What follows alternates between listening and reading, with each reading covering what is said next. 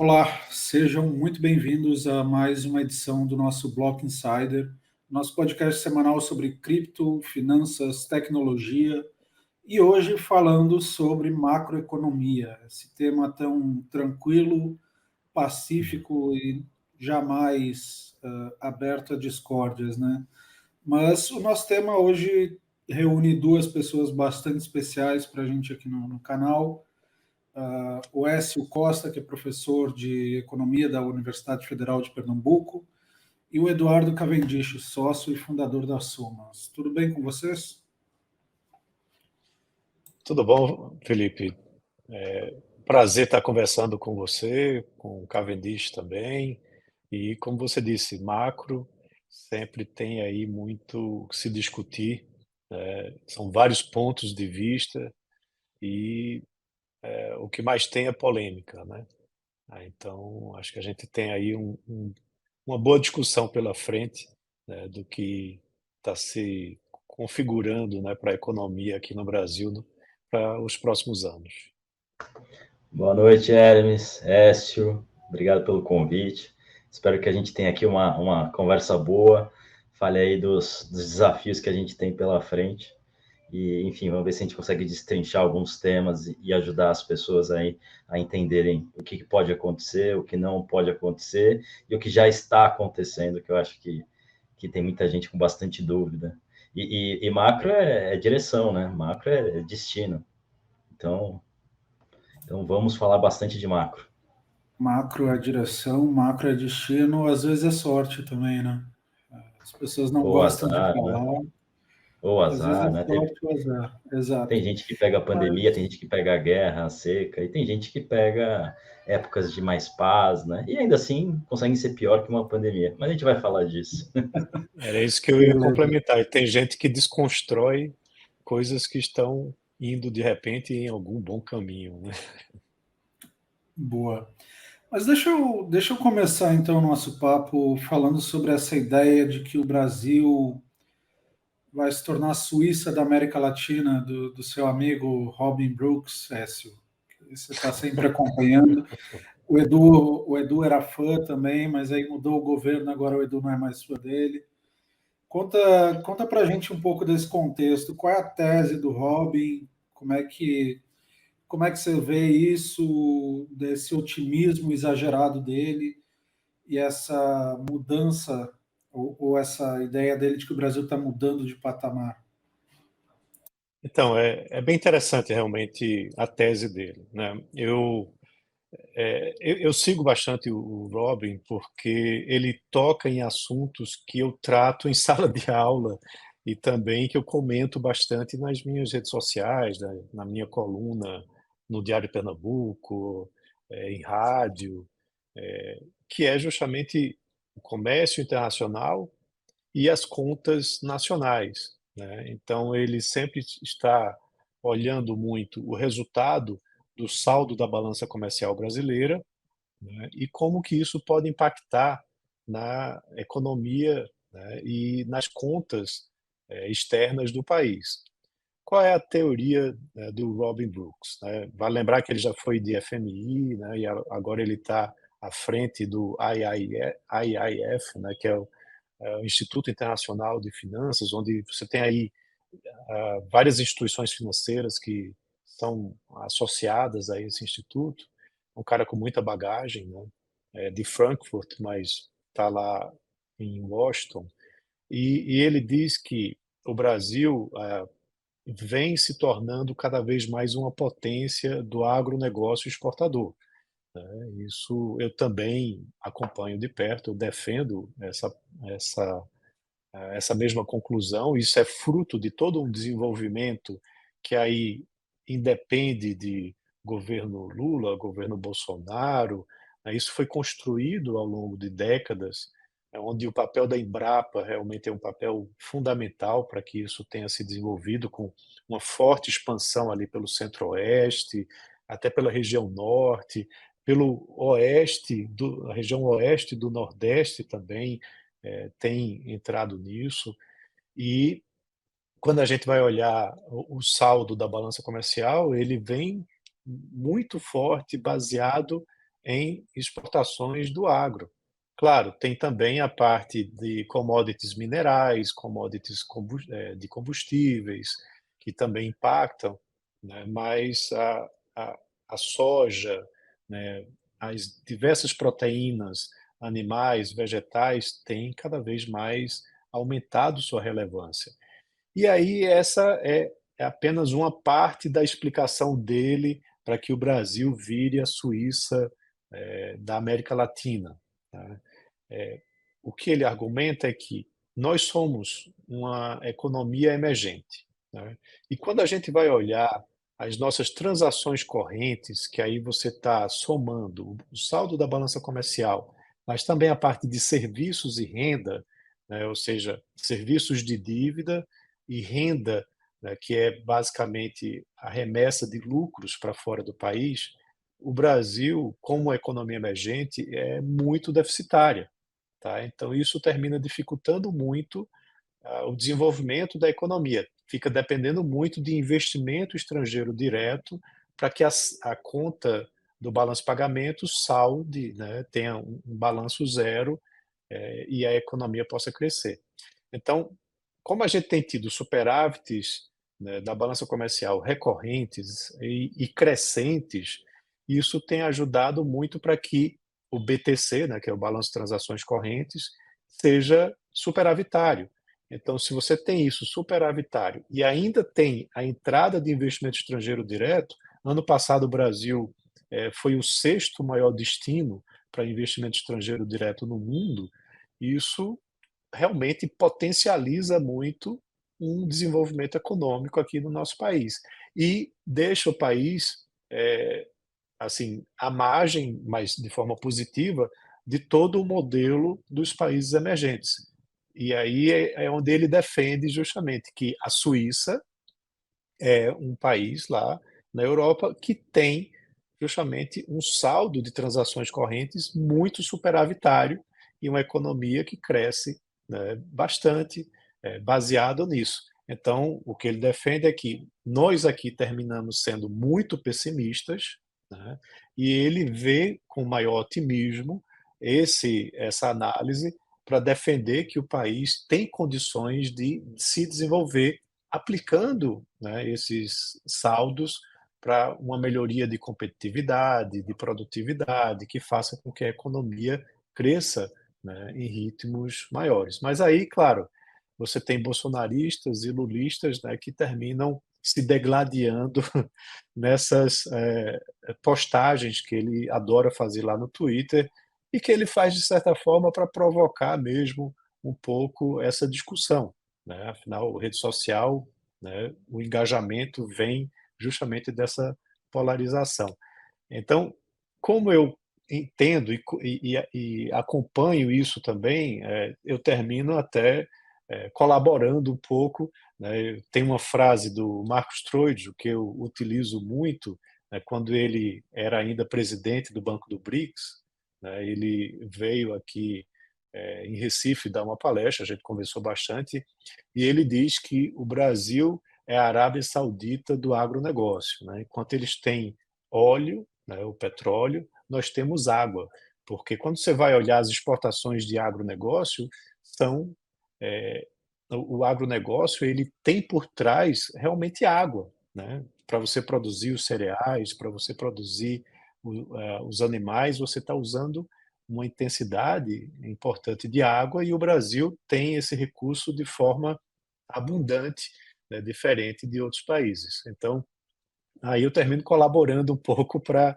essa discussão, né, e aí, novamente, o bolsopetismo termina se degladiando aí, dizendo, uns dizendo que é subsídio em excesso, outros dizendo que não pode ser só um exportador do agronegócio, tem que exportar produtos industrializados, e aí Ah, fica toda essa discussão. não, essa parte, especialmente mais à esquerda, desmerecendo o agro, desmerecendo o ganho de produtividade do agro, acho, acho que não vale avançar tanto nisso. Mas eu queria ver a visão do Edu sobre essa mudança de paradigma da economia brasileira, né? A gente teve o agro crescendo 3% ao ano nas últimas 4, 5 décadas. A gente sabe que um crescimento de 3% ao ano, a cada 2 décadas você dobra a produtividade, né? Então, a produtividade do agro hoje ela é o dobro do que era quando o Lula assumiu em 2003.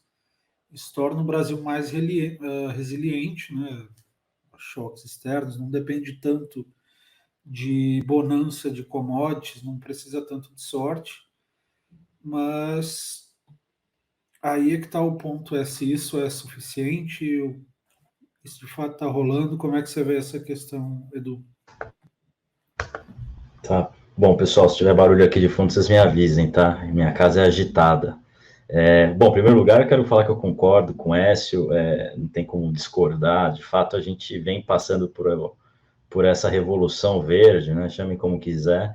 E além da água, eu só adicionaria, o Brasil, além de muita água, né? Que de fato é uma dessas coisas que o Brasil foi abençoado por Deus, tem a questão solar também, né? Então, você consegue aqui ter 2 safras no ano, coisa que traz uma competitividade muito grande, e que agora, com essas novas tecnologias aí da Embrapa, que são décadas de estudo, né, realmente é um trabalho excepcional, né, até para calar a boca de pessoas como eu, que não acredito tanto nos veículos aí alimentados pelo Estado, né, mas a Embrapa veio aqui para calar minha boca, e que hoje permitem que a gente tenha trigo sendo produzido no Nordeste, né, no norte do país, Ceará. então, Isso é surreal, Ceará, né? né? Isso é Produzir trigo no surreal. Ceará.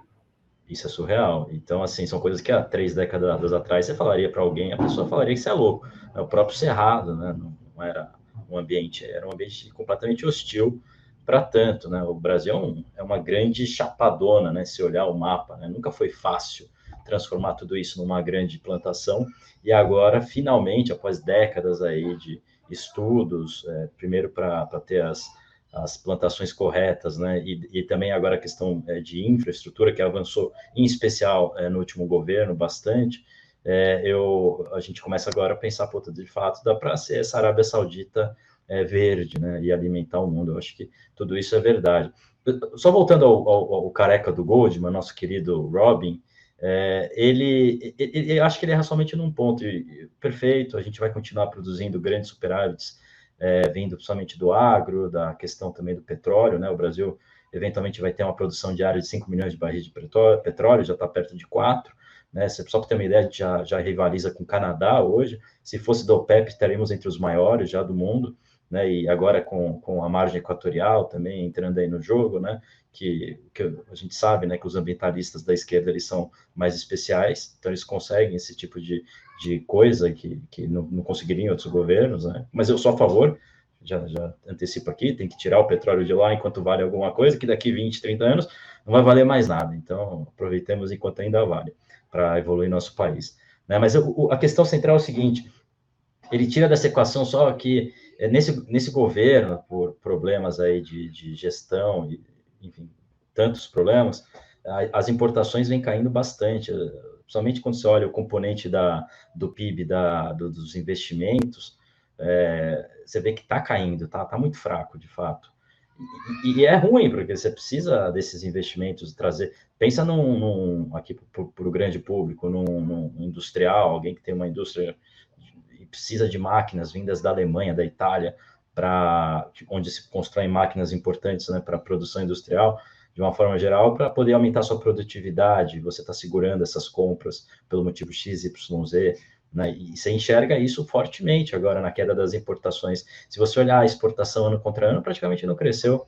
É muito mais uma questão de queda das importações que está produzindo esses superávites altos, que ao final ainda traz um resultado que a conta corrente ainda está no 0 a 0, porque tem essas saídas de capitais, seja remessas de lucro, envios para o exterior, igual o professor Écio aí comentou tão bem, né, Hermes?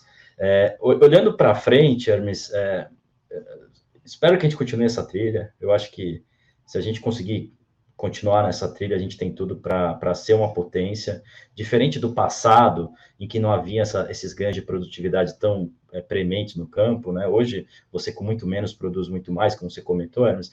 A gente pode sim ser uma nação rica, produzindo basicamente, na minha opinião, vegetais, legumes, cereais, e extraindo minérios, tá? Eu acho que a gente poderia sim ser um país rico com 200 milhões de pessoas vivendo basicamente disso, tá? Honestamente, com os níveis de produtividade atuais, obviamente buscando sempre excelência, que a gente vem buscando, né? De novo, nosso pré-sal é uma das melhores tecnologias do mundo, o nosso campo é uma das melhores tecnologias do mundo. A gente erra em muita coisa, mas nisso a gente acerta, e isso a gente é referência global, então a gente tem que também salutar o que a gente faz bem. E acho que sim, tem uma legião de pessoas do Sudeste Asiático, da África, que vão precisar ser alimentadas, você não tem tanto espaço, você não tem tantas vantagens comparativas, e a gente desponta, assim, como esse lugar aí que pode prosperar nessa próximas décadas, né? E eu acredito sim nisso. Só não fazer besteira. Assim, é só não tirar dessa trilha. Não sei se é pedir muito isso, mas eu gostaria que a gente tentasse continuar, como diz o ex-presidente do INSPER, Hermes, que você tanto gosta, agora me deu branco o nome dele, Diabo Loiro. o Diabo Marcos Loiro, Lisboa. o Lisboa. Isso aqui é trabalho de profissional, né? Para a gente dar errado, tem que persistir muito no erro. Eu espero que não persistam tanto no erro. Por exemplo, essa coisa mesmo da margem equatorial, eu brinquei, mas é bem disso que eu estou falando. A pauta da esquerda é sempre contra. Se fosse no governo Bolsonaro, teria um monte de indígena protestando, né? O Leonardo DiCaprio estaria amarrado em alguma árvore agora. Mas você vê que o pragmatismo fala, até num governo de esquerda, fala, não, a gente precisa explorar lá. Por que a gente vai manter aqueles povos do norte que, olha, o PIB per capita lá contra o do sudeste é imensamente menor, a renda, né, na pobreza, sendo que a gente pode extrair de lá uma tonelada de petróleo, gás natural, sabe Deus o que a gente vai encontrar lá, e deixar tantos royalties lá. Porque só o sudeste e o nordeste podem ter esses royalties do petróleo? Porque só Rio de Janeiro e São Paulo, basicamente, né? Não faz o menor sentido. Não faz o menor sentido. Esse pragmatismo é essencial. Avançando um pouco nessa questão de petróleo, eu estava vendo um estudo do Instituto Brasileiro de Petróleo e eles estavam falando sobre o novo modelo de divisão de receitas, né? E é interessante que os estados eles ficam mais ou menos estáveis nos próximos anos e a União, por meio de participações especiais, ela tende a avançar a sua arrecadação de coisa de 4 bilhões de reais por ano hoje para 150 bilhões de reais daqui a 10 anos. Depois eu posso passar aqui para vocês o estudo, mas é interessante como o petróleo ele tem sido talvez o grande diferencial, né? Porque o agro a gente já tinha ele há um bom tempo, a gente passou a ter também exportações líquidas de petróleo e isso deu uma mudada na dinâmica da economia brasileira, né? A gente está mais, enfim, tendo saldos muito mais robustos de exportações. Pessoal, pausa rápida para dizer que esse episódio que você está assistindo é um oferecimento da Bipa, uma plataforma brasileira de compra e venda de Bitcoin, onde você pode começar a acumular Bitcoin a partir de R$1 e o melhor, pode utilizar o Pix para fazer isso. Além disso, você pode utilizar a Lightning Network, que reduz bastante os custos de transação para fazer os saques dos seus Bitcoins. Então, se você ainda não conhece a plataforma da Bipa, baixa já utilizando o nosso cupom que está aqui na descrição ou colocando BT5 e aí você vai poder ganhar R$5 de Bitcoin de graça e começar a acumular Bitcoin de forma correta dentro de uma plataforma que é simples e de fácil utilização. Então vai lá, baixa o aplicativo da BIP e comece já a acumular Bitcoin. Mas olhando para ameaças que a gente possa ter esse crescimento, né? Então a gente teve uma desvalorização bastante grande do dólar pós-pandemia, depois final do ano passado, início desse ano, a gente teve uma valorização do real bastante forte. O dólar chegou a 4,70 e agora ele já está de volta a 5,20. Né? O que está acontecendo no mundo que ameaça essa suposta estabilidade ou essa vantagem brasileira? Né? Quais são as principais ameaças? Acho que primeiro lá fora e depois aqui dentro. Posso sei que o Edu vai querer falar primeiro? Depois o Edu vai falar aí da mensagem que ele sempre está falando, né, do dolarizem, irmãos. Mas eu queria comentar um pouco Antes de entrar nesse assunto, até um complemento que a Cavendish estava falando, da questão de você ser um exportador do agronegócio e se tornar uma economia desenvolvida. A Austrália é um belo exemplo, né, de que isso pode sim dar certo, né? É um grande player internacional do agro, né, e tem uma economia desenvolvida. A gente, inclusive, tem muito mais potencial do que a própria Austrália, né, e compete cada vez mais forte com os Estados Unidos, com a Argentina. A nossa logística que precisa ser realmente melhorada, até porque se fala muito, por exemplo, que até a porta da fazenda a gente ganha de todo mundo. Da porta da fazenda até o cliente final é onde a gente perde em competitividade por problemas de logística, né?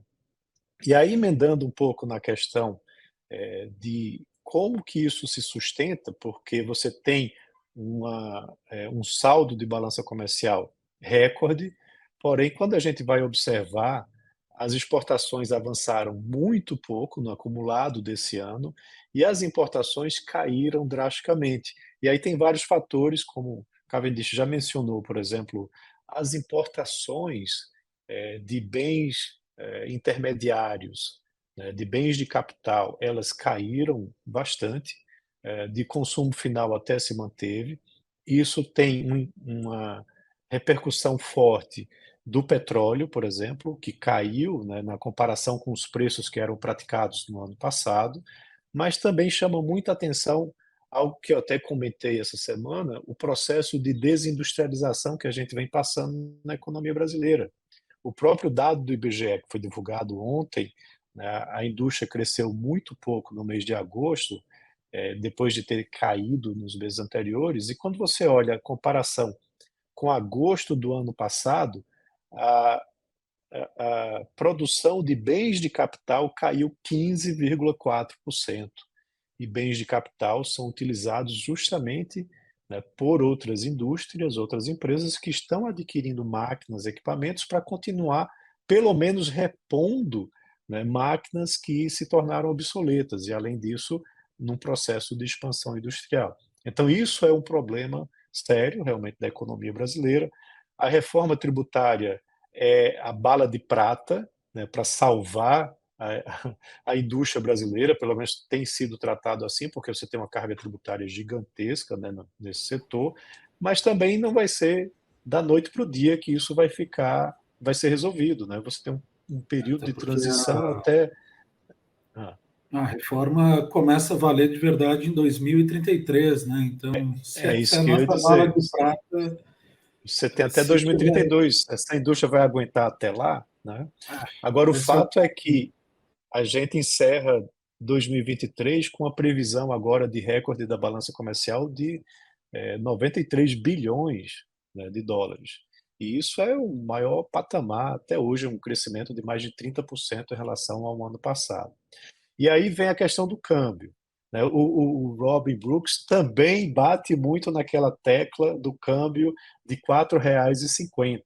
Pelo menos ele fazia isso no primeiro semestre do ano, quando você tinha uma Selic de 13,75 e uma taxa, né, lá do FONC que ainda vinha subindo, mas não estava ainda num patamar que está hoje, nem a gente estava nesse processo de redução de Selic que estamos agora, e tampouco com um processo, né, de elevação do yield, né, do Treasuries lá dos Estados Unidos, né, batendo aí 4,80, que está sugando dinheiro do mundo todo, né, para uma renda fixa que não oferece risco, pelo menos na teoria, e está com uma remuneração muito alta. Então, esse cenário muda drasticamente, né? A defesa dele dos 4,50, o saldo muito positivo da balança comercial ajuda realmente nesse sentido, uma Selic muito alta ajuda nesse sentido, mas você tem um saldo muito positivo da balança, mas você tem uma Selic que está caindo, com os juros lá nos Estados Unidos subindo. Então, esse cenário corrobora muito a defesa, né, de Cavendish de dolarize, né? Dolarize porque você vê que já há uma trajetória nesse sentido, né, para o câmbio dar uma estourada. Claro, tem aspectos políticos, tem a questão fiscal, né? Tudo isso também gera muita insegurança aqui na economia brasileira, que toda insegurança se traduz, né, geralmente em dólar mais caro.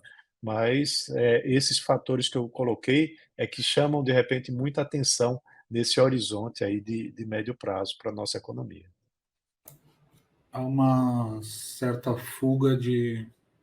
É um pouco irônico, né? Porque quando os Estados Unidos entram em crise, o mundo inteiro foge para os Estados Unidos, né? E a gente paga o pato. Então, a gente está Esse é um conceito que as pessoas não entendem muito bem, né, Hermes? Assim, eu vejo muito assim nas redes sociais o pessoal falando, mas os Estados Unidos está com baita déficit e se tiver uma crise lá, por que você vai querer dólar? É exatamente o momento que você quer dólar.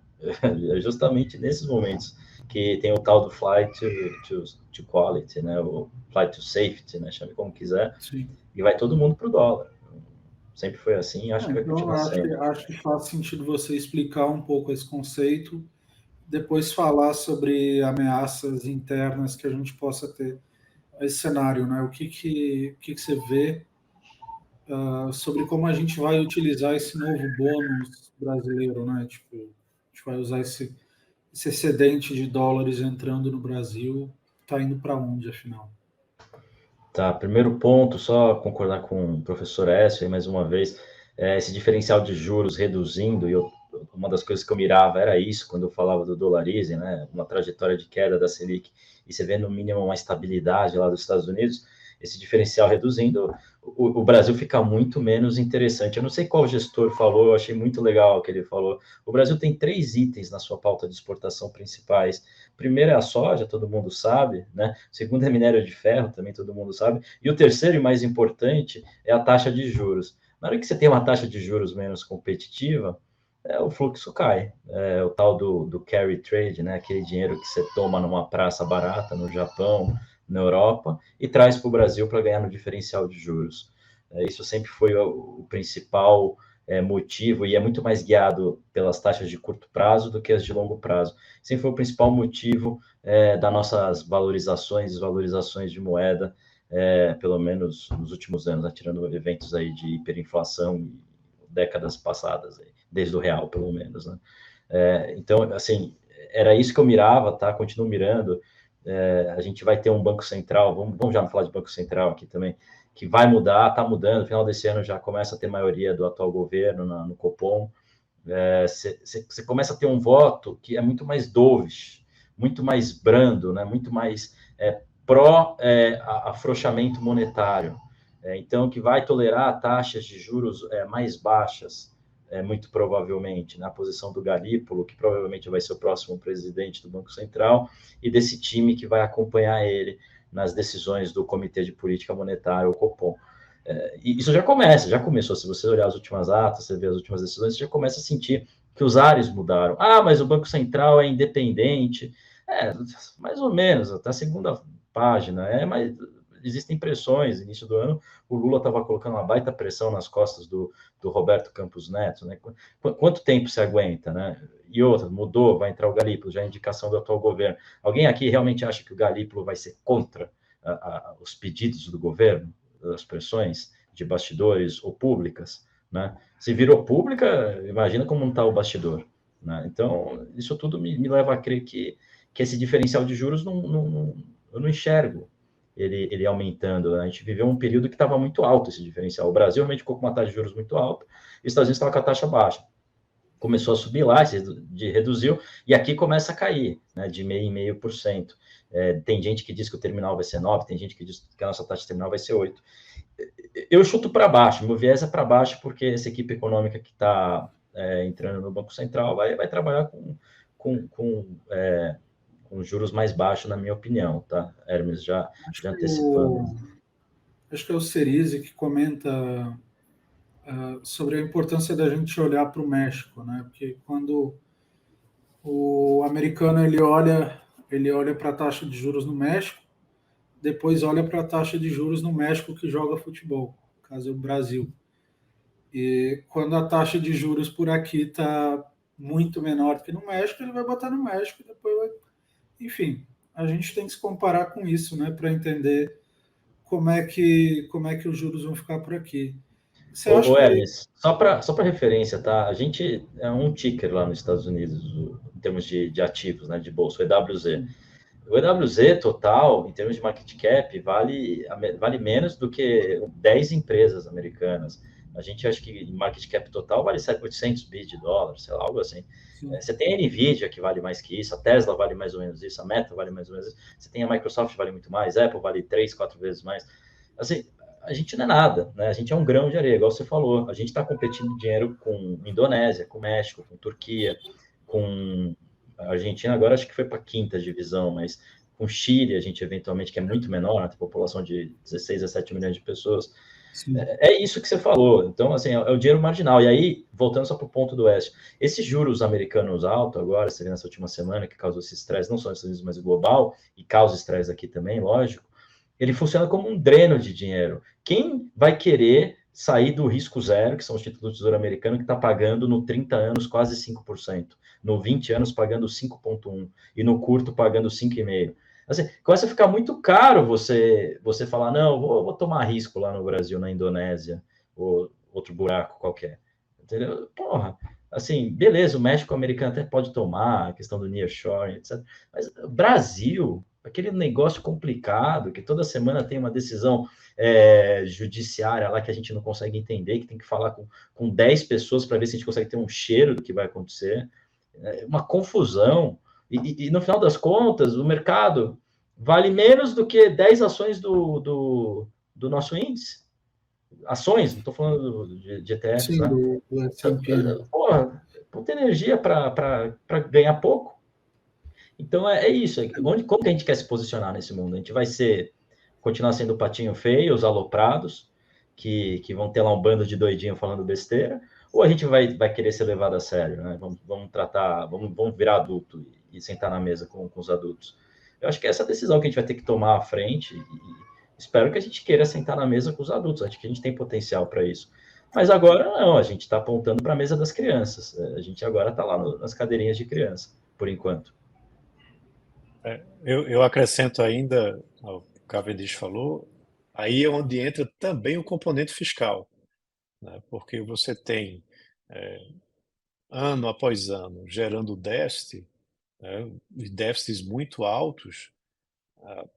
Há toda uma expectativa que zere o déficit no ano que vem, mas acho isso praticamente impossível de ser atingido, né? E aí você vai aumentando a relação dívida-PIB de um país que já tem uma relação dívida-PIB da mais alta dentre os países emergentes. Então fica até difícil você, olhando esse aspecto, fazer comparações com o México, com o BRICS, né, onde todos eles têm relação dívida-PIB melhor do que a nossa. Então esse é outro componente que termina trazendo mais tensão, né? Não, mas vamos aumentar os impostos, né, para controlar esse déficit, zerar esse déficit. Aí é um outro erro grotesco, né, porque você termina estrangulando a economia, né, e tirando a viabilidade de inúmeros negócios, porque você tem uma carga tributária muito alta, você não tem renda, porque a renda está muito tributada, o consumo mais tributado, a economia vai crescer menos. Então, não só isso, é um horizonte preocupante, né? Não só isso de estrangular a economia, mas você faz o investidor botar o pé no freio, né? Tipo, acho que muito desse investimento que está em queda, que não está sendo concretizado, é do investidor que olha e fala, pô, como é que eu vou investir agora se eu não sei o que eu vou pagar de imposto daqui a 4, 5 anos? E o imposto é, para muitas indústrias, fundamental, né? Tipo, vida ou morte. Acho que O Hermes, imagina raros... você planilhar os próximos 5 a 10 anos no Brasil. Não? Você vai lá fazer um business plan de um projeto. Eu vou montar uma planta de R$1 bilhão de celulose em Goiás, sei lá, Mato Grosso, não sei. Pô, como que você faz isso, cara? Honestamente, o que vai acontecer com a reforma tributária? Você segura o investimento, né? Eu acho que seria o mais prudente. Ou você é amigo do rei e você acha que você vai ter algum tipo de benefício. Porque se você não for nenhum nem outro, o que você faz? Ou você vai no Banco de Fomento. Mas aí é bom ser amigo do rei de novo, né? Aí no BNDES dá para brincar. Eu trabalho há 20 anos, eu presto consultoria fazendo esse tipo de projeto, né, para captação de recursos junto a Banco Nordeste, BNDES, e em geral o investidor aqui, ele conta muito com esse tipo de banco de fomento, porque aí você está falando de juros subsidiado e você olha horizontes mais longos, de 12, 15, até 25 anos com projetos de energia solar. Tá? Mas se for com recurso privado, aí você vai fazer um plano de negócios, um business plan, que eu faço também, a gente faz um projeto onde o payback ele tem que ter menos de 5 anos, porque senão o risco fica muito alto, né, para aquele negócio. É uma realidade muito complicada, né, para investimentos aqui no Brasil. Com a Selic de 13,75, joga muito negócio na lata do lixo, né? Muito plano de negócio na lata do lixo. Quando você começa a diminuir, já começa a ajudar. Porém, tem todos esses riscos, né, que a gente estava mencionando, e o risco de inflação também, né, que pode muitas vezes comprometer, né, a viabilidade também do plano de negócios. Você está tendo, nesse momento, captação a IPCA mais 9 para projetos eólicos. Tem uma pizzaria famosa aqui do Rio que estava captando a Selic mais 6, estava pagando 19% ao ano quando captou. E fora nos esquemas de CRI e CRA, o mercado de crédito no Brasil sentiu o baque no começo do ano, né? E a inversão, né, porque no governo anterior se fomentou muito o investimento privado com novas modalidades, né, com CRIs, CRAs, debêntures, com um incentivo muito forte para que esse papel do banco de fomento ele diminuísse um pouco e você pudesse ter mais concorrência, o mercado privado oferecendo crédito também.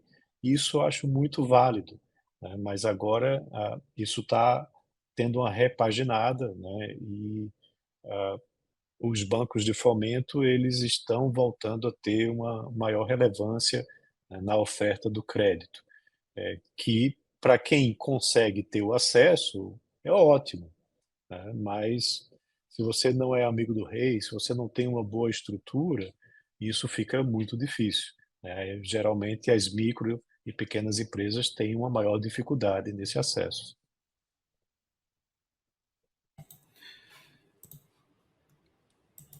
Mas deixa eu pegar, então, de uns anos para cá.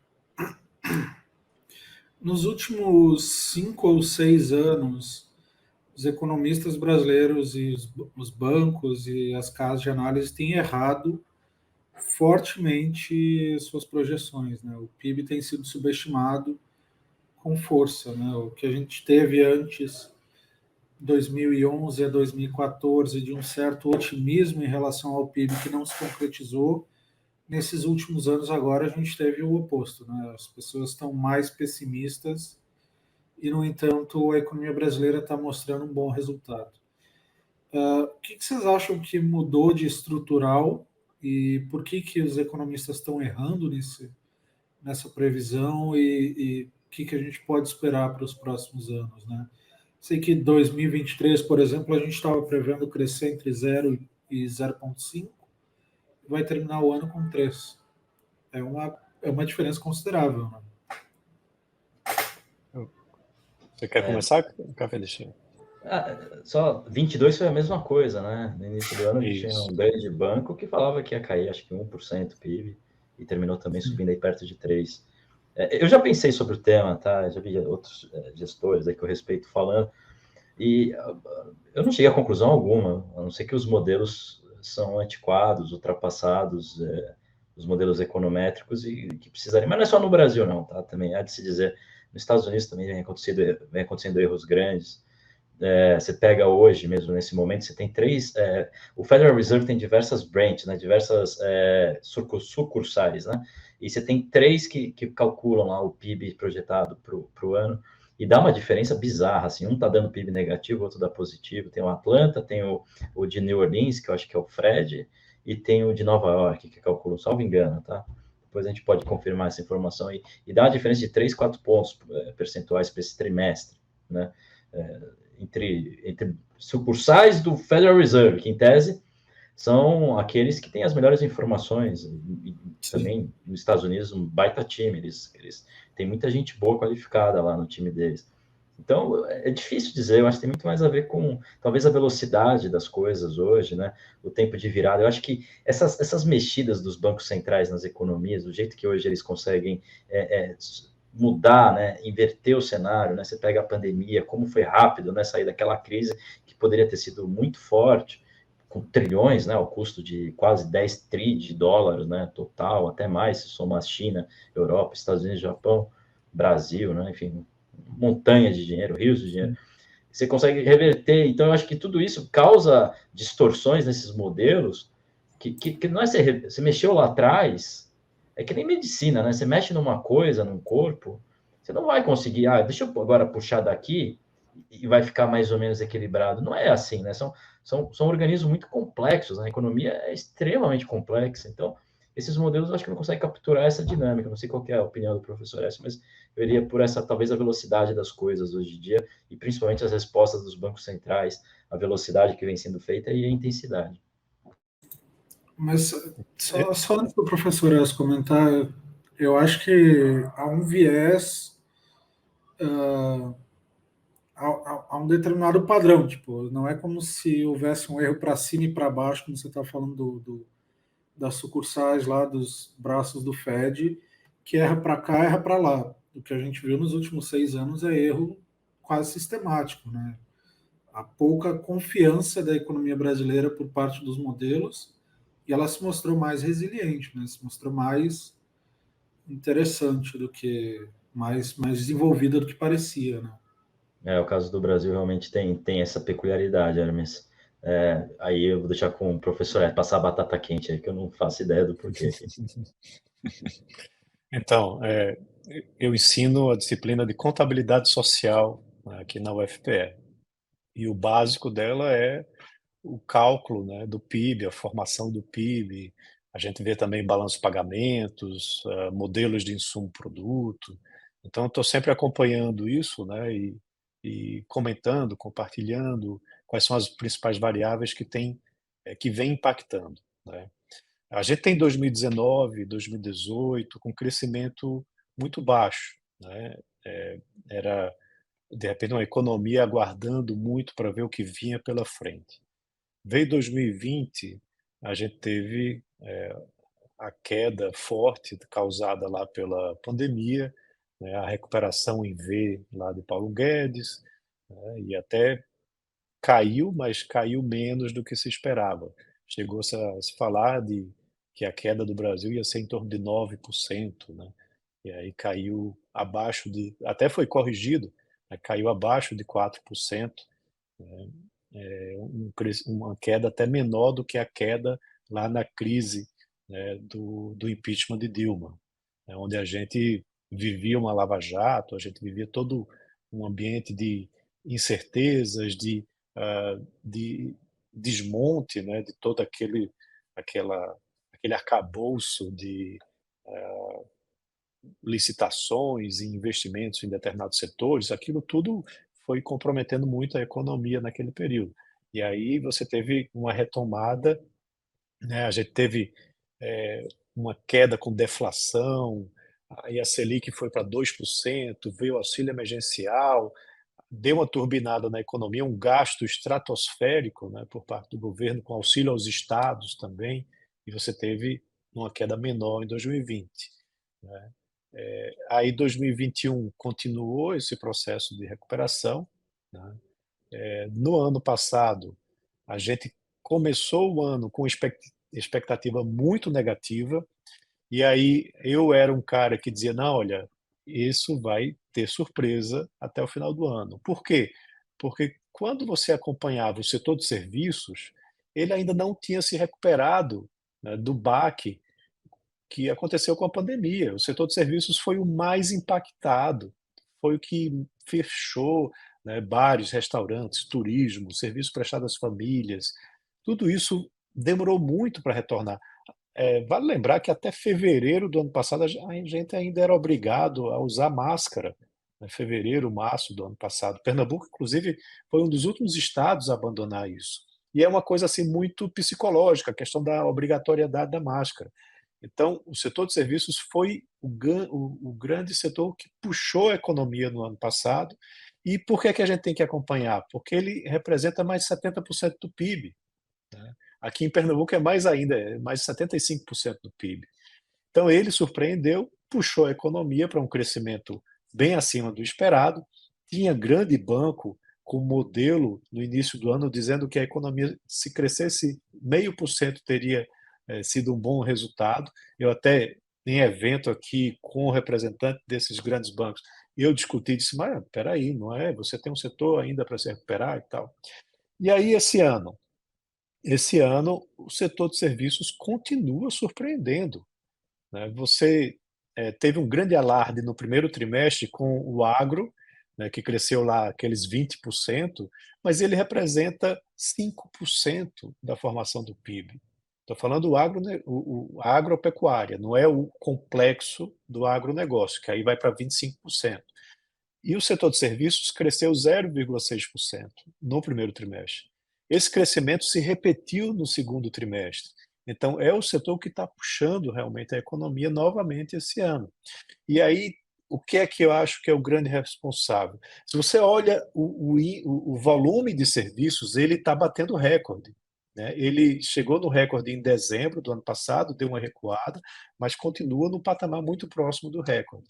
E eu acho que tem um movimento de recuperação, mas tem também todo um processo que foi causado talvez pela própria pandemia de modernização desse setor, de facilitação dos negócios do setor de serviços. A gente vivenciou um processo de modernização tecnológica muito importante a partir da pandemia, e eu acho que isso tem um impacto que a gente ainda não conseguiu mensurar. A gig economics, o que a gente está fazendo agora, por exemplo, né, tudo isso só passou a existir realmente com muita força da pandemia para cá.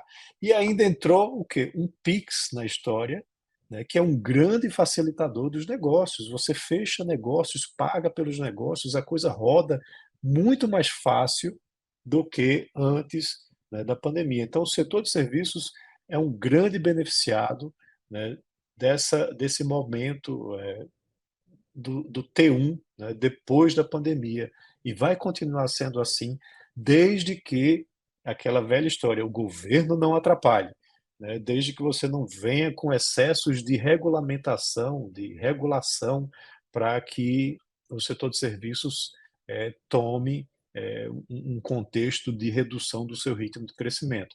E aí aquela reforma tributária que eu mencionei, que é um grande incentivador da indústria, representa um grande freio de mão para o setor de serviços, porque a tributação vai subir drasticamente, né? E isso pode, por um lado, fomentar crescimento, por outro lado, né, fomentar aí redução de crescimento e até mesmo desemprego. Tá? Então, essa é uma preocupação que existe da reforma tributária e que pode trazer uma consequência aí no setor de serviços. Mas é a grande dinâmica da economia hoje vem do setor de serviços e que o IBGE, de repente, não consegue capturar isso, né? Talvez ele precise repensar os seus modelos de como extrair essas informações de atividade econômica, porque até tem uma informalidade muito grande aí também, né? E talvez isso precise ainda ser repensado, ou nos modelos, né, dos bancos ser repensado um pouco isso.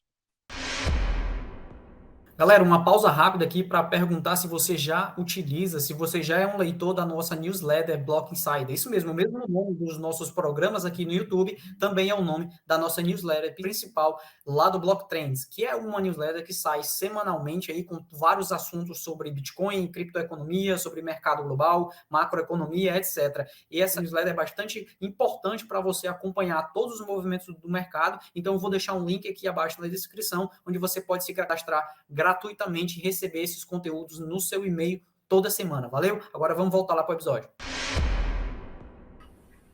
E como é que a gente fica para os próximos anos? Porque se houve uma recuperação da pandemia, essa recuperação ela tende a ocorrer no primeiro momento, ela não é duradoura, né? A gente não está sempre saindo da pandemia. Como é que a gente fica para os próximos anos? O que pesa no PIB? Se é a taxa de investimento caindo, taxa de juros, essa mudança estrutural do setor primário, o que a gente pode esperar para esses próximos anos? Vai lá, senhor. Okay. Então, vou eu. Que eu estava... Até se ele não perguntasse, eu ia falar agora disso, do futuro, né? Se ele mesmo não perguntasse. Eu sou pessimista, honestamente, com o que eu vejo hoje. Não consigo ser otimista. A gente tem um rombo fiscal que o controle se dá pela questão da receita e por mais impostos, né? Então, hoje mesmo, estão voltando lá a questão das offshores, dos fundos exclusivos, aí amanhã vão querer taxar herança e TCMD, vai aumentar provavelmente, imposto sobre dividendos, e sabe Deus o que mais, né? Aumentar IOF para remessas para o exterior.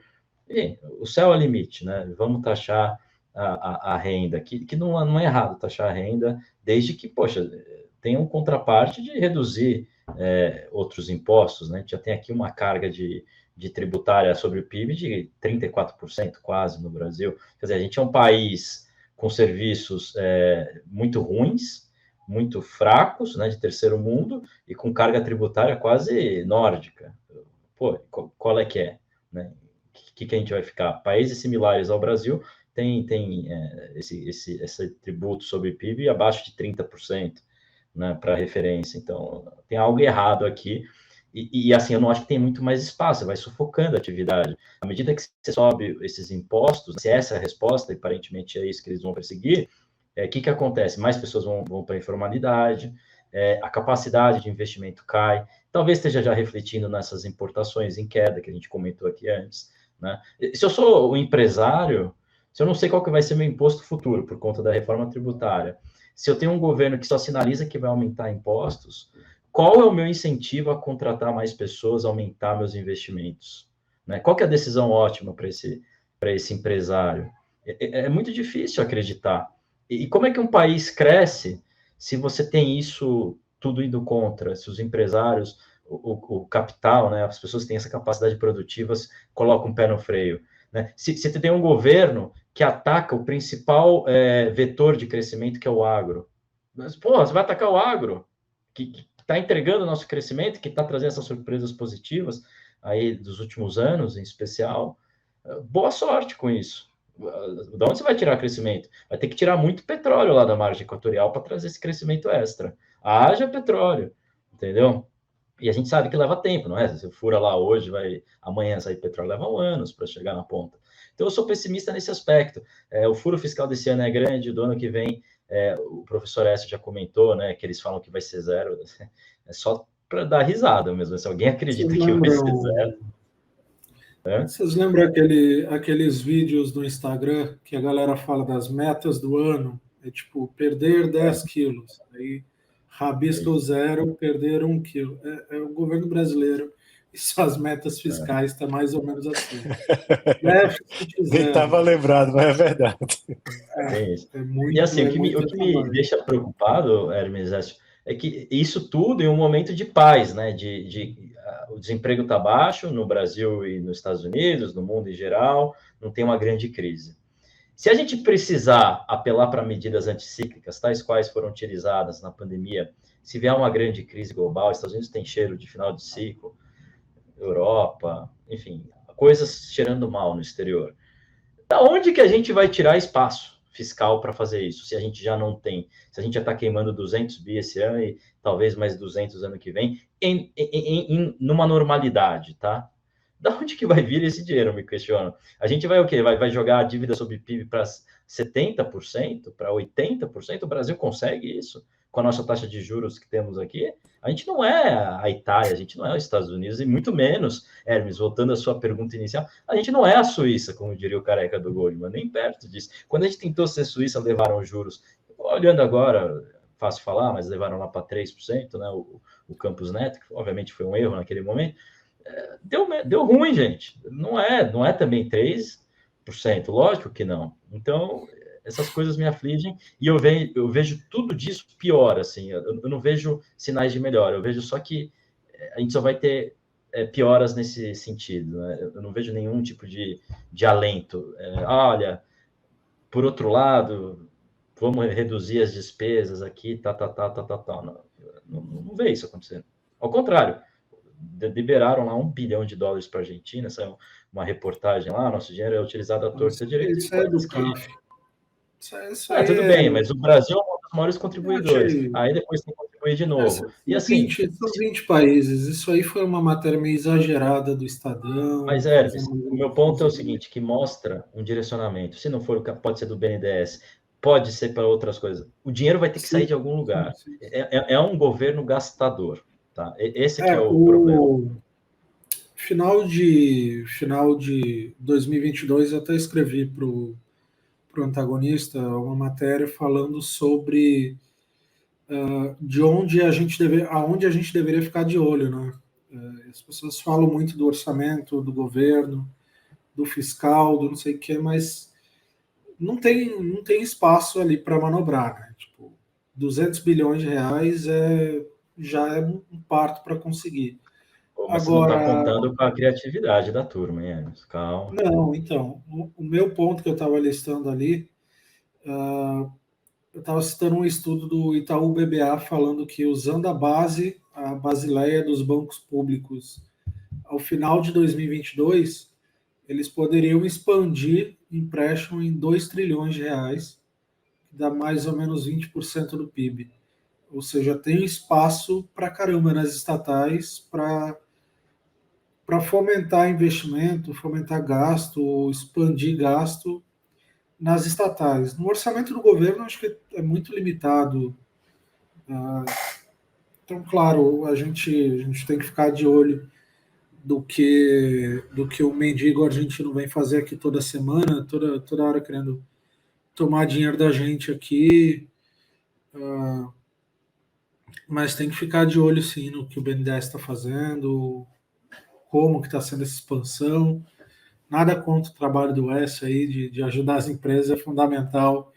Empresa de pequeno e médio porte ter crédito de fomento, mas a gente sabe que existem algumas facilidades para amigos do rei e já deu problema no passado, pode dar de novo, né? Mas deixa o espaço para... Só um ponto final. Se for essa a resposta, e pode ser que você esteja correto, beleza, você vai ter crescimento no primeiro momento, lá Dilma, depois vem a inflação desvairada de novo, vai ter que subir juros. No final das contas, a gente vai terminar uma situação muito pior. Assim, vai ter que ajustar em algum momento. Né? Não existe buraco que não precise ser tapado eventualmente, né? Enfim, não é só o Brasil, tá? Tem outros países, até os Estados Unidos, mas nós somos um país de terceiro mundo, né? Estados Unidos, eles têm o privilégio de ter o dólar. Então, eu vou setorizar um pouquinho essa questão das perspectivas, tá? Vamos começar pela grande vedete, né, que é o agronegócio e o exportador. Beleza, a gente vai bater recorde de saldo, há até uma manutenção em termos de volume, porque o preço, quando você vai olhar a composição, o preço está em queda das commodities, então a gente está exportando um volume maior com um preço mais baixo e está tendo um pequeno crescimento de exportações. Tá? Isso já reflete o cenário internacional. Né? Você tem juros sendo elevados em boa parte da economia mundial, você tem uma China desacelerando com problemas sérios do seu modelo de crescimento. Né? Tem gente que diz, isso não está acontecendo por lá, mas eu olharia com mais detalhe o que está realmente acontecendo por lá. Você tem uma Índia que cresce em ritmo chinês, mas é uma Índia que, de certa forma, até concorre com o Brasil em determinados setores do agro. Né? E aí isso traz uma perspectiva de redução de preços de commodities. Tem alguns setores que, inclusive, estão reclamando muito, né? A parte de bovinocultura, de corte, de leite, já vem sofrendo um pouco com essa redução de preços. Até quando isso vai durar, vai depender muito porque tem um impacto positivo também na redução da inflação, né? Que aí a inflação cedendo com mais força, o soft landing lá dos Estados Unidos é encurtado, né? Você tem outras questões nesse sentido que pode iniciar um processo de redução de juros.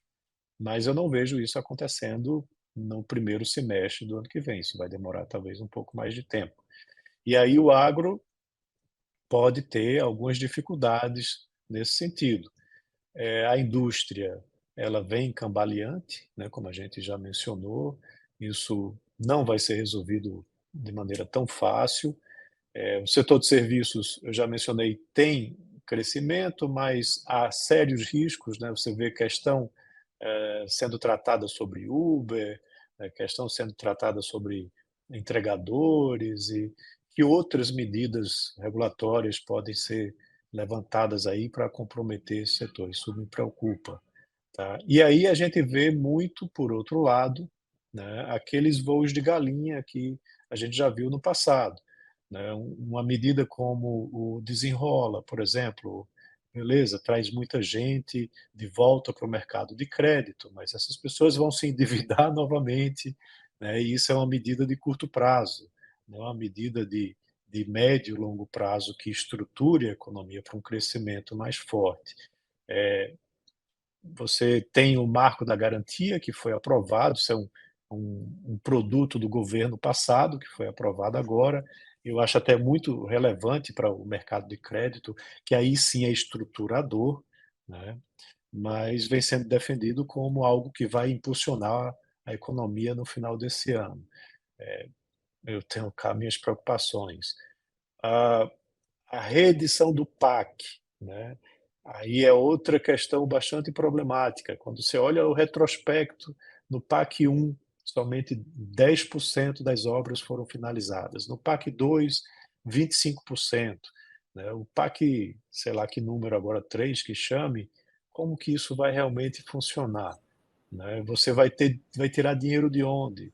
A Hermes já disse, olha, não tem saldo, né, de caixa, a não ser que as estatais entrem forte nisso. A própria Petrobras até é um grande do orçamento que foi anunciado de PAC, a Petrobras tem um valor significativo nisso, beleza, né? Pelo menos a Petrobras está colocando coisas para frente. Mas as demais obras, de onde que vem o dinheiro? Né? A parceria com a iniciativa privada vai realmente acontecer?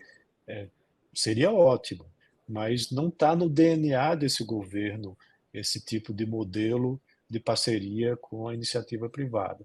Então, Você eu vê tenho que preocupações também com relação ao próximo ano, né, de um crescimento talvez mais baixo do que esse que a gente está vivenciando agora, né, por conta de todos esses fatores. Você vê que a grande obra, a principal obra do PAC, que foi o governo Dilma, né? Foi levar ao governo Dilma, também não foi concluída, acabou 2 anos antes, ali com o impeachment. Então nem isso de obra o PAC O, concluiu. até um ponto adicional, professor S, utilizando muito a Petrobras, né, e as estatais vai na linha até do que o Hermes falou, e pode ser realmente a saída deles, né, porque estão saneadas, elas estão bem. Mas aí o risco poxa, vamos lá colocar a Petrobras, né, fazer um mega projeto de eólicas offshore. Pô, sensacional. Mas qual que é o retorno desse projeto? É positivo? Compensa? A gente está realmente agregando a sociedade ou estamos gastando um caminhão de dinheiro só para falar que temos um projeto verde e que vai gerar 30 mil empregos lá? São essas as questões. Porque uma coisa é você fazer a perfuração de um poço que vai gerar dinheiro para caramba, vai ter ganhos, vai gerar riqueza para a sociedade, né? Agora, um projeto que não gera essa riqueza, que consome riqueza, é só um projeto burro. E pode ser que a gente caia de novo nisso. Então, tem projetos e projetos, né? Só lembrando que tem um estudo do INSPER, acho que de 2021, que mostra que a indústria naval brasileira, na sua acho que sétima edição que a gente tentou fazer agora em 2008, né? 2010, 2000 em diante. Ela destruiu 40 mil empregos, né? Porque você demorou mais a produzir petroleiros, você demorou mais a produzir plataformas, isso impediu que a produção aumentasse. Então, essa ideia de incentivar, a Petrobras incentivar a produção nacional, no fim, terminou destruindo emprego, né? Tem esse dado do INSPER, acho que dá para a gente deixar linkado aqui. Mas para a gente finalizar, então, vamos fazer aquele exercício que acho que foi Roberto Campos. Roberto Campos que dizia que o dólar foi feito para humilhar os economistas, né? Então, para onde é que vai o dólar? O que vocês estão olhando nos próximos anos? Só não veio me dizer que vai dar uma de Argentina aqui, que vai 700 para 1, mas fora isso, o que vocês estão olhando? O que vocês acham que vai rolar com o dólar aí? Hermes, você sabe que eu coloco o meu na reta, então eu vou falar o que eu acho, até para livrar o professor S de ter que passar por essa, porque eu sei que isso Muito obrigado, Cavendish. vai vir hater pra caramba depois. Ano que vem ó, eu já vejo acima de R$ 6 esse dólar, tá? Eu acho que os Estados Unidos vai ter um problema, vai ter algum tipo de problema, não sei se vai ser uma recessão grave ou não, mas eu acho difícil fugir e isso vai estressar o dólar também aqui. Então, eu já vejo acima de 6, além das questões fiscais que devem continuar piorando aqui. Como a gente já falou, não enxergo melhorando. E se essa crise, se essa dificuldade que vier do exterior for mais forte do que se imagina e prosseguir para 25, que eu acho que também é um cenário possível, né? Indo para provável, à medida que o tempo vai passando, eu acho que, e se a gente seguir numa direção ruim e não ter capacidade para essas medidas contracíclicas, eu enxergo esse negócio batendo R$ 8 em 2025, tá? Ainda mais com o nosso querido Galípolo, que vai estar manejando a nossa instituição independente, o Banco Central, né, independente. Então, eu estou sendo irônico para quem não percebeu. Então, eu vou colocar aqui acima de 6 ano que vem e beliscando os 8 em 2025. Vamos ver se vai virar uma peça que vão me xingar no futuro ou vão falar, caramba, o Cavendish acertou nessa. Caralho, o que está acontecendo? É o fim do mundo, o Cavendish acertou uma. Cara, eu acho que você fez um overshooting aí um pouquinho, Cavendish. R$ 6 não é algo impossível, tá? Mas eu Na acho pandemia bateu, né? 5,90 durante é, a pandemia. mas vamos pensar o seguinte: a inflação sendo controlada, você tem um cenário que muda lá fora, né, muda lá nos Estados Unidos. Na verdade, a inflação já vem cedendo, entrando dentro de alguns parâmetros que o Fed quer, mas o Fed tem aquele target, né, lá dos 2% que ele quer atingir. Então, isso sendo atingido, você começa a ter um movimento contrário, né? E aí, naturalmente, os recursos começam a procurar o capital mais especulativo, né? E a gente, se a inflação cede lá, também pode ceder aqui, principalmente das commodities. E aí mesmo o Galípolo, ou quem quer que seja, reduzindo a Selic aqui de forma mais agressiva, talvez você não tenha esse efeito manada, né, para fora do país tão forte, tá? E na contramão desse argumento, você tem um pouco também esses saldos bastante positivos da balança comercial. Queira ou não queira, você tem 93, a previsão para esse ano, 93 bilhões, né, de saldo positivo. Você tem uma reserva internacional hoje que está aí na casa dos 360, 350 e alguma coisa. Você vai ter um acréscimo de quase 100 bilhões de dólares nas reservas. Isso dá um colchão muito bom para o Banco Central poder, inclusive, agir, né? Apesar de que, às vezes, ele apenas... às vezes não. Ele normalmente apenas suaviza, né, as variações mais bruscas do câmbio.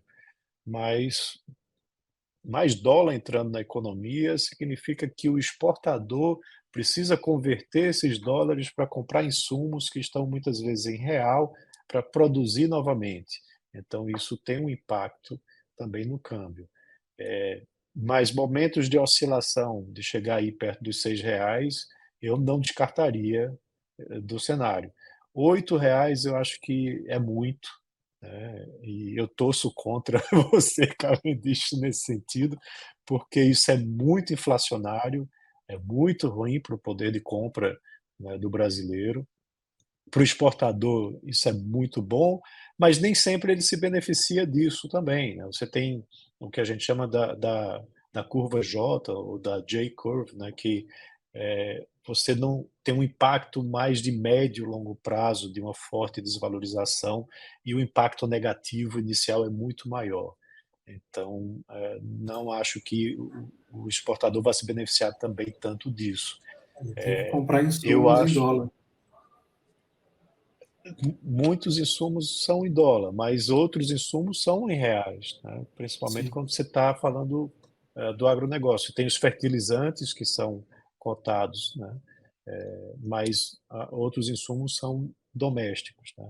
Então talvez isso não impacte tanto. Agora, na indústria impacta severamente, né? Porque você está importando muitos insumos para produzir os bens acabados aqui. Aí esses preços disparam no primeiro momento e gera muita inflação aqui na economia brasileira.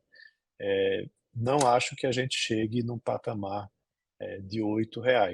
6, hoje a gente já chegou no 5,20, né? Aí nessas últimas Eu, cotações, 5,17 ontem. Tá lá já quase. 5,17, tá? Então, para isso continuar subindo, havendo essa tensão de curto prazo lá nos Estados Unidos, você pode ter uma elevação muito forte ainda, né? Mas depois isso termina reduzindo. Acredito que no ano que vem, com o Fed sinalizando que o processo de elevação se encerrou, aí o câmbio começa a ceder, né, do dólar em relação às demais moedas, por expectativas. Agora, dólar a 3 nunca mais, né? Dólar a 3. Não, porque você até tem que levar em consideração também o processo inflacionário, né? Isso é um valor nominal, né? E isso não se atinge mais. Se chegar a 3, aí sim também é um problema muito sério para a economia brasileira. O setor exportador vai sofrer muito com isso, né? Você vai ter uma indústria brasileira também sofrendo muito mais ainda com os importados, tá? Então um cenário totalmente fora, né? Porque você tem esse fator inflação, né? Que as moedas vão perdendo de valor ao longo do tempo também. Teve Importante. um grande banco americano que previu o final do ano a 4,40. Isso foi em julho. Não faz tanto tempo. Será que ele acerta? Você acha que é certo? Robin Brooks fala em 4,50, né? Ele também está. O target dele está meio fora. Eu acho que ele já fez o movimento, bateu 4,70 esse ano e agora para o alto e avante. Esse ano é o 4,50 dele corrigido pela inflação, né? Ele acertou ali e agora pronto. Mas ele deveria parar de postar sobre isso, então. Já bateu, fica quieto. Mas eu não vejo mais ele postando sobre os 4,50 recentemente. Tá? Ele tem falado mais sobre. Né? Ele tem enfatizado muito a independência do Banco Central e como a independência do Banco Central ajudou na correção da trajetória de inflação. Não sei se vocês viram isso recente. Sim. Eu acho que ele tem o coração no lugar certo, a análise, mas talvez, não sei se ele conhece muito bem, precisaria gastar um pouco de sola de sapato aqui no nosso país para ver que as coisas aqui são um pouco mais complicadas, infelizmente. E eu não estou feliz que eu acho que vá para 8, não. Esse cenário, tá? É só, infelizmente, eu acho que vão ser consequências dos nossos erros e também de um recrudescimento, não só no Brasil, mas global. Eu acho que são esses dois movimentos, tá? Perfeito. O Robin Brooks andou chamando a nossa moeda do Brazilian peso. Só lembrando a vocês, não sei se vocês estão lembrados Eu disso. vi essa, eu vi. É genial. Pô, é o México que joga futebol, cara. Tem o Brazilian peso. Mas queria agradecer a presença de vocês. Prazer falar desse tema. Como a gente falou logo no início, né, não falta assunto para discutir e é importante para o futuro de todo mundo, né? Acho que as famílias brasileiras planejarem, saber para onde vai o câmbio. O que importa, dólar está no seu café da manhã, não tem como dar uma de Marilena Chauí ou Maria da Conceição Tavares, eu não como dólar, você come. No café da manhã é importante acompanhar esse tipo de assunto. Mas muito obrigado, pessoal. Prazer contar com vocês. Valeu, Hermes. Foi abraço. ótimo. Foi ótimo, estou à disposição aí. E a época da Maria Conceição Tavares era outra época. Você não tinha uma economia tão aberta, né, como você tem hoje. Apesar de ser uma economia ainda muito fechada, mas a gente ainda tem muita. Hoje está cada vez mais interligado com o resto do mundo. Um abraço a todos, até a próxima. Valeu.